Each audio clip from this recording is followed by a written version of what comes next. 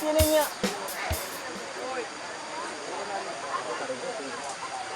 Nya. Mau saya labok mana? Lapih ko. Hah? Masyarakat yang kana.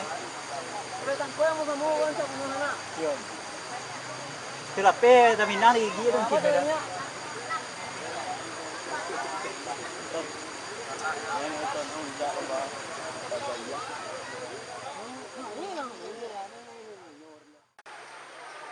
Seorang petani tanpa sengaja telah menangkap seekor macan tutul di areal persawahan miliknya.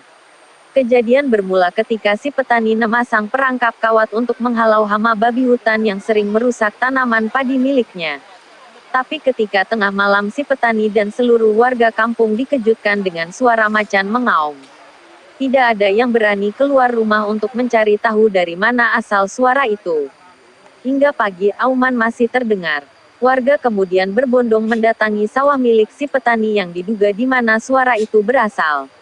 Benar saja, terlihat seekor macan tutul telah terperangkap dalam jeratan kawat baja milik si petani. Karena khawatir dan takut jikalau macan terlepas, warga berniat membunuhnya. Tapi ternyata, macan ini cukup tangguh. Lemparan puluhan batu yang bersarang di tubuhnya tidak mampu mengakhiri hidupnya. Menjelang tengah hari kabar ini sampai juga ke pihak berwenang. Upaya penyelamatan pun akhirnya dilakukan. Si macan yang kepayahan kemudian dievakuasi. Di daerah ini, konflik manusia dengan kucing besar sering terjadi. Sebelumnya, seekor harimau Sumatera tewas terkena perangkap serupa. Habitat yang semakin menyempit karena perusakan hutan memicu si kucing besar mencari makan hingga ke pemukiman manusia.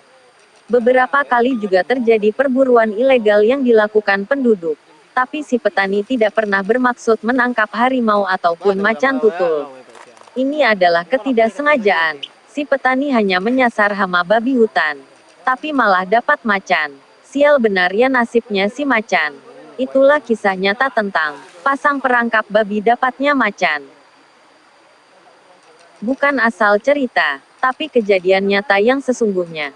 Walau ini sudah lama berlalu, namun di luar sana mungkin para kucing besar yang masih hidup kian terdesak dan dalam bahaya. Terbukti, beberapa media massa memberitakan si kucing besar masuk kampung. Mereka memangsa hewan ternak, bahkan manusia pun dijadikan mangsa. Dalam kejadian ini, si petani dan si macan bolehlah kita sebut beruntung. Kenapa demikian? Karena tidak terjadi konflik langsung. Jikalau itu terjadi, mungkin saja salah satu atau kedua-duanya tewas. Untuk itu, mari selamatkan hutan. Selamatkan si kucing besar. Jika Anda setuju dan menyukai video ini, silahkan klik like atau subscribe channel kami ini secara gratis. Ikuti terus video-video kami selanjutnya ya.